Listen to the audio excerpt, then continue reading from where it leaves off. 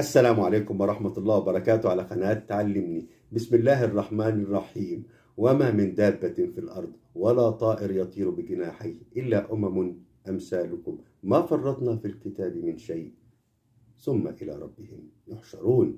صدق الله العظيم. آيات محكمات في كتاب الله تخبرنا بأن للطير منطق ولغة، وكذلك بالقياس الحيوان لغة، والحجر له لغة، والشجر له لغة، والحشرات لها لغة. هي أمثالكم. ويعني مش بقول بالأدلة القاطعة، لقد جاء ذكرها في القرآن الكريم. هي منتهية. يعني سيدنا سليمان وحواره مع الهدهد ووعيد وتهديد وتأكيد، وسبحان الله لله الأمر من قبل ومن بعد، وله ما يريد. وقال في آيات محكمات يعني فمكث غير بعيد فقال أحطت بما لم تحط به فجئتك من سبأ بنبأ يقين. والعديد والكثير علينا أن نعي